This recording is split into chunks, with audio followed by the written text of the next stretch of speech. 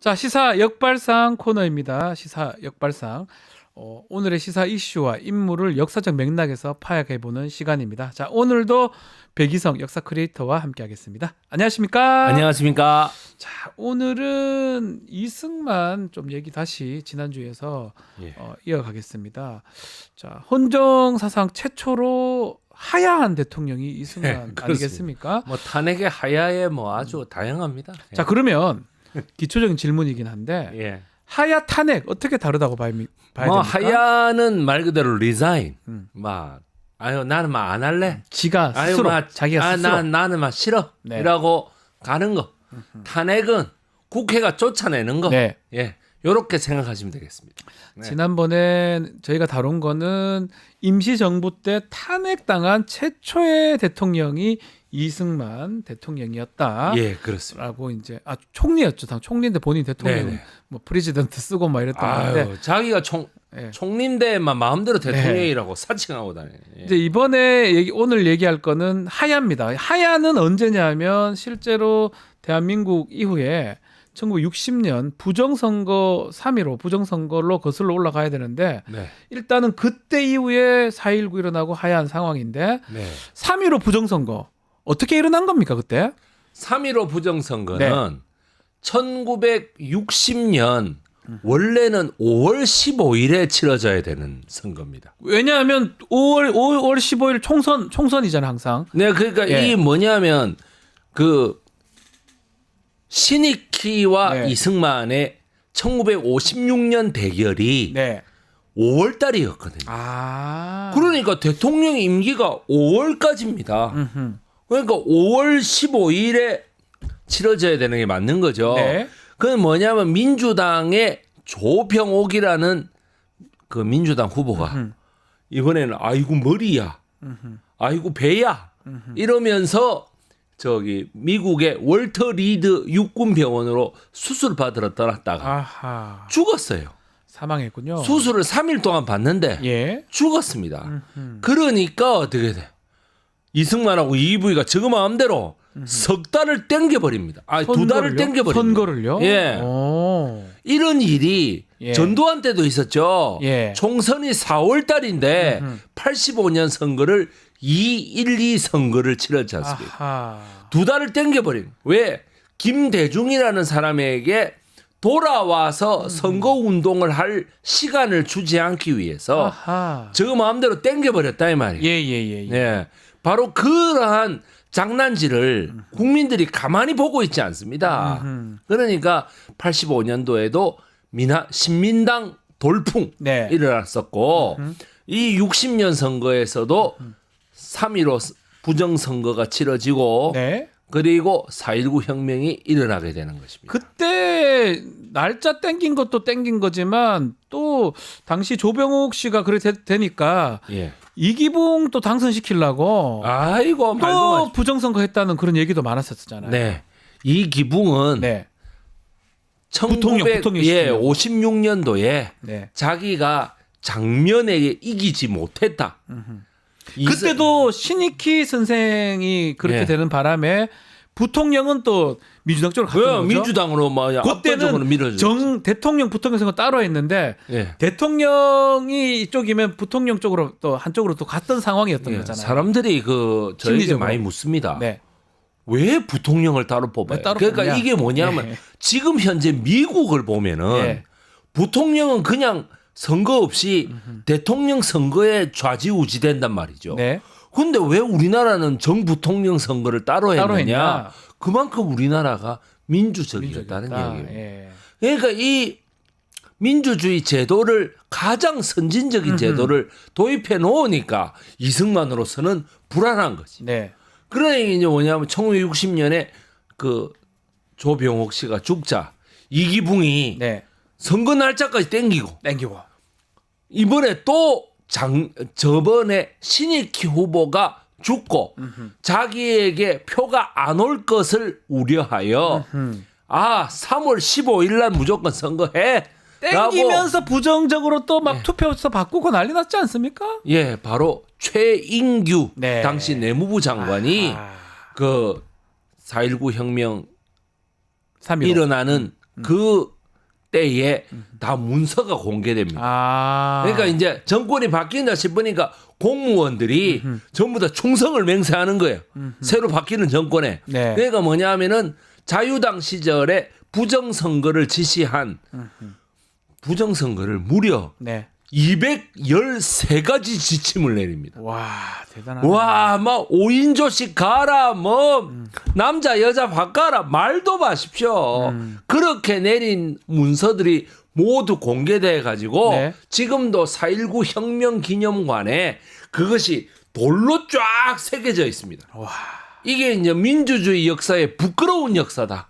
그러면서 이거를 절대로 잊지 말자라고 하는 뜻에서 그렇게 돼 있는데 사람들이 잘 모릅니다. 이거. 그렇죠. 그 예. 3.15 부정선거인데 예. 지금 말씀처럼 최인규라는 당시 지금은 행자부라고 하면 되는데 당시 네. 내무부입니다. 네, 내무부. 장관이 강경 진압을 또 했었어요. 네, 강경. 그때 기억나겠지만 그 김주열 예. 그 학생. 그 사망했지 강경 않습니까? 진압은 누가 했느냐 하면은 여러분 바로 그 홍석현의 아버지, 홍라희의 아버지, 홍진기라는 법무부 장관이 장관인가요? 예. 법무부 장관인데 아. 내무부 장관으로 옮겨와 가지고 네. 저지른 행동입니다. 그 당시 기억나는 게 체루탄인가 어디 맞고 지금 모습인데요. 그 김주열 열사죠. 김주열 학생이 이렇게 발견되면서 그때부터 4.19가 네. 완전히 전국으로 들불처럼 번진 것 같아요. 네, 3월 15일 날 마산에서 크게 부정선거에 항의하는 네. 데모가 일어났는데 그날 3월 16일 날 학교에서 조회를 해보니까 네. 다른 애들은 다 학교에 오든지 아니면 그래도 행방이 경찰서에 있든지 이렇게 다 판가름이 나는데 네. 김주열 학생 남원중학교를 나와가지고 마산상업고등학교로 진학을 했던 1학년 김주열 학생은 네. 3월 2일 날에 첫 등교를 해서 3월 15일 날 학교를 제대로 다녀보지도 못하고 행방불명이 됐다. 아하. 학교뿐만 아니라 학부형 시민사회가 얘를 찾으려고 엄청 노력을 합니다. 네. 그러다가 4월 10일 날 무려 한 달 가까이 지난 시점에 마산 앞바다에서 떠오르게 되죠. 시신으로 떠올랐다는 이게 거잖아요. 낚시꾼이 충격입니다. 바다 낚시를 하는데 그 낚싯대에 이렇게 아마 낚시꾼이 굉장히 월척이 걸렸다고 생각한 것 그랬겠죠, 같아요. 아마도. 그랬는데 막 좋아가지고 이렇게 하다가 보니까 아하. 끔찍한 사람 사체가 올라왔다. 근데 예, 막 그것을 부산일보의 허종 기자. 그리고 뭐 정확합니다. 허종 기자가 제일 먼저 연락을 받고 가서 찍었습니다. 아하. 허종 기자가 그날 꿈에 예. 마산 앞바다에서 오늘 김주열이가 찾아질 거다 이런 꿈 같은 꿈도 게 꿨대요? 있었던 게 같아. 조사진이죠. 예, 요즘에? 그래가지고 네. 막 눈에 최루탄이 박혀 있고 온몸에는 두드려 맞은 멍자국에 지금 저기에는 안 드러나지만은 그 몸에 멍이 온몸에 푸르스름한 멍이 들어 있었던 저 흑백 사진이라 가지고 저 사진이 바로 4.19로 4.19로 도화선이 됐다. 도화선이 되는 말 그대로 국민들의 영린을 열리게 만들었던 네. 뚜껑을 열리게 만들었던 사진입니다. 저것도 있고 예, 고려대생 시위가 있었지 않습니까? 네, 그렇습니다. 그때 우리 또 뭐 드라마나 이걸 많이 봤을 것 같은데 정치 깡패들이 등장했던 거 그 내용은 그렇습니다. 어떤 내용입니까? 예, 반공청년단이라고 해서 공산주의를 막는 네. 청년단이 한 뭐 이정재, 네. 뭐 임화수 네. 이런 애들이 이끄는 영화배우 청년단이 이정재 아닙니다. 옛날 이정재. 예, 네, 그렇습니다. 이마수. 예, 옛날 이정재. 예, 류지강 뭐 덩치가 이런 크고 사람들이죠. 머리가 큰 이정재. 예, 그래가지고 그 이정재 같은 애들이 네. 20만 명이 있다라고 보고가 됐어요. 이정재에 의해서. 명입니까? 와. 그런데 뭐 사실 따지고 보면 한 6천 명 정도 됐다 그래요. 그렇겠죠. 그러니까 한 20만 명 정도 됐다고 보고가 되는데 이 반공 청년단들이 4월 18일 날 네. 평화적으로 데모를 하고 있는 고려대생들을 습격합니다. 습격해 집으로 돌아가는 고려대생들을 습격해 가지고 고려대생들하고 대판 싸움이 붙어서 고려대생 한 명이 돌아가시고 사망했습니까? 무려 150명이나 되는 예. 분들이 부상을 입으셨던. 고려대생들하고 예. 깡패들하고 싸움했다는 거예요. 예, 4월 18일 날 그렇게 됐기 때문에 4월 19일 날 대규모로 전국적으로 국민들이 일어나고 임마야 뜨거워라 싶어서 4월 19일 날 오후 2시에 예. 최초 발포. 총도 쏘고. 예, 경찰이 총을 쏘았습니다. 예. 그것을 바로 발포 명령을 내린 사람 내무부 장관 홍진기가 되겠습니다. 홍진기입니까? 예, 예. 자, 4.19 이후에도 4월 25일, 4월 26일 큰 네. 시위가 이어졌고 특히 대학 교수들이 시국 선언에 동참을 했습니다. 근데 예. 이거는 뭐 좀 요즘 정치 상황하고 조금 비슷한 것 같아요. 예, 비슷합니다. 시국 선언. 4.19 때에 대학 교수들이 네네네. 특히나 그 단국대학교, 네. 건국대학교, 아하. 동국대학교, 연세대학교, 이화여자대학교 이 교수님들이 다 나서가지고 네. 맨 첫 번째로 하고 그 다음이 서울대학교, 방송통신대학교, 방통대까지. 예 그렇게 해가지고 다 나와가지고 아하. 한 이틀 사이에 전국에 그때 당시 대학교가 몇 개 안 됐거든요. 아하. 한 40개 정도 됐거든. 그래서 40개 정도 대학교들이 나와가지고 다 교수님들이 나와서 이승만 정권 하야하라라고 하는 것을 냈습니다. 지금은 제가 뭐 마지막에 그 3일 전에 예. 제가 배우기도 했던 서울대 사회학과의 김배경 교수라든지 네. 또 그 서울대학교 국사학과의 정용욱 교수님이라든지 이런 분들이 다 나오셔가지고 윤석열 하야하라라고 하는 거를 예. 보고 제가 참 큰 감동을 받았던 적이 있습니다. 지금도 시국 선언이 이어지고 있는 예, 예. 상황이고 그래서 질문 제가 드려봤는 건데 실제로 결국은 이승만 전 대통령이 하야하게 대한 결정적 계기가 미국의 입장 변화 같아요. 당시 미국 대사가 메카나기라는 사람인데 이 네. 사람이 하야하라고 이승만 대통령 설득했다면서요. 이게 왜 그렇게 한 겁니까? 예, 하야하라고 설득한 이유가 네. 그 에버레디 플랜. 아, 에버레디 플랜. 그 1952년도에 에버레디 플랜으로 언제든지 이승만을 갈아치우자라고 하는 계획이 그 유엔군 사령관 클라크에 의해 가지고 아하. 이미 사인이 다 돼 있었습니다. 문서에. 예. 그 문서에 사인이 돼 있었는데 그때 당시에는 이란 혁명의 그 사람을 무력으로 쿠데타를 일으켜서 바꿔치기 하느라고 네. 한국까지는 신경 쓸 여력이 없어. 이란이 있어서 예, 그래가지고 석유가 많이 나는 이란하고 중동 정세에 개입하던 미국이 1960년에는 아시아에 네. 한국을 딱 친 거예요. 그렇게 쳐가지고 그때 당시에 우리나라의 영원한 비선실세 제임스 하우스만이 네. 이거 이승만으로는 도저히 북한의 그 스탈린과 이른바 후르츠초프와 연계한 북한을 막아낼 수 없겠다라고 얘기하니까 메카나기가 가가지고 물러나. 내려가라. 예. 물러나. 아하. 예. 그러니까 뭐냐. 미국 이익도 있는 거네요. 예. 탄핵을 하기에는 예. 시간이 오래 많이 걸리고, 걸리고. 귀찮고 예. 이러니까 나가라. 아유, 나가라. 그냥. 꼴보기 니로는 싫어. 안 되겠다. 나가. 그렇게 근데 된 겁니다. 그 지금 예. 기억나는 게 미국도 미국이지만 네. 그 밑에 정권 내 사람들 특히 허정 내각이 되잖아요. 다음에 네네. 허정이 외무부 장관이었던 것 같은데 네네.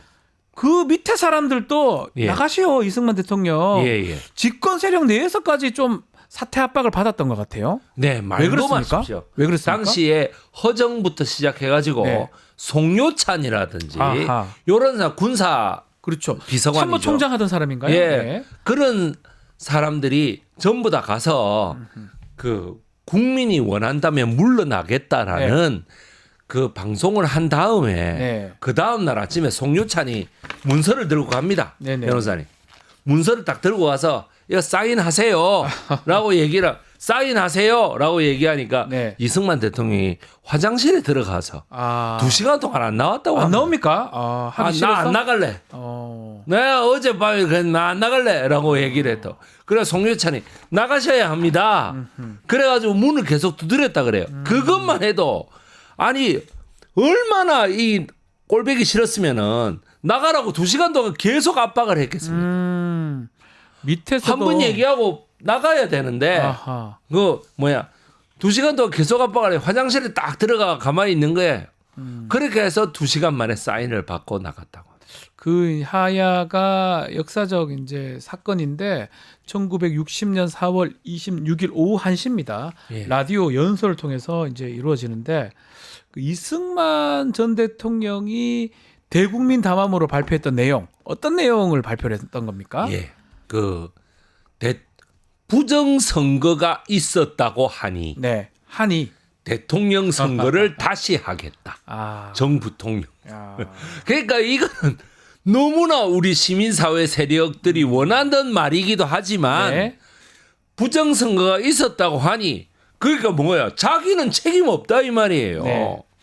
말도 안 되는 소리죠. 그다음에 부정선거가 있었다고 하니 또 나오는 말이 뭐냐면 이기붕 의장에게 모든 공직에서 물러나라고 하겠다. 이기붕한테. 그럼 지는 예. 그다음에 어떻게 돼? 부정선거가 있었다고 하니 국민이 원한다면 내각제 개헌을 하겠다. 아하.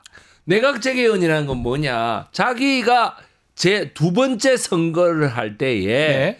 대통령에 출마해서 직선제로 바꿨지 않습니까? 네네네. 발췌 개헌과 4.4.5입 발췌 개헌을 통해 가지고 대통령제로 바꾸기 안 바꾸려는 사람들을 다 총으로 위협해 가지고 국회를 그렇게 바꿨지 않습니까? 그때만 해도 국회가 다수가 예. 야당 쪽이었어요. 그러니까 예. 이승만을 나가라고 하는 네. 쪽이었으니까 그렇게 바꾼 거를 다시 정상으로 돌리겠다라는 이야기입니다. 자, 지금 하야할 때 보니까 민희 원장한테 사임서를 그 당시 국회의장 같은 사람한테 네. 사임서를 제출했다고 하고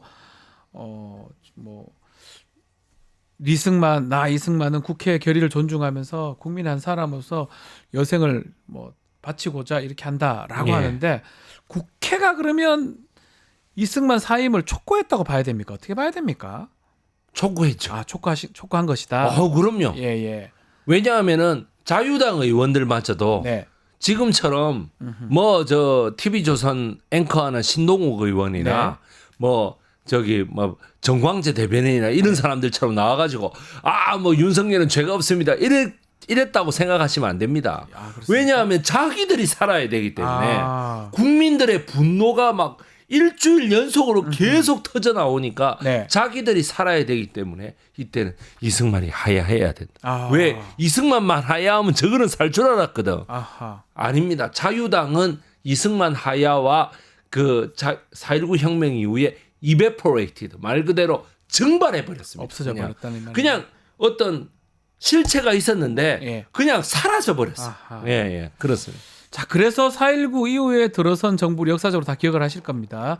윤보선 정권, 장면 내각이라고 할 수 있는데 그게 이제 내각 책임제로 바뀌어가지고 예. 제2공화국이 들어섰는데 상원도 있고 그랬죠. 네. 예, 근데 1년을 못 갑니다. 못 갔습니다. 5.16 군사 쿠데타로 지금 막을 내리게 되는데 그래서 4.19를 우리가 미안의 혁명이다 이렇게 부르기도 하잖아요. 네, 그렇습니다. 1년 만에 다시 뒤집혔기 때문에 그렇습니다. 네. 그게 윤보선 대통령, 장면 부통령, 국무총리 네. 이렇게 해가지고 했는데 문제는 뭐냐면 우리 국민들에게 5.16 군사 쿠데타가 왜 일어났느냐. 네. 그러니까 5.16 군사 쿠데타라는 것을 저는 인정하지 않아요. 저는 그것 말고 그냥 계속 민주주의 정권으로 계속 갔어야 한다라는 주의인데 5.16 군사 쿠데타라는 게 일어났다면 그게 왜 일어났는지를 보게 될 것 같으면은 네. 역시 북한에 의한 그 위협이 너무 강했다는 것을 알 수 있습니다.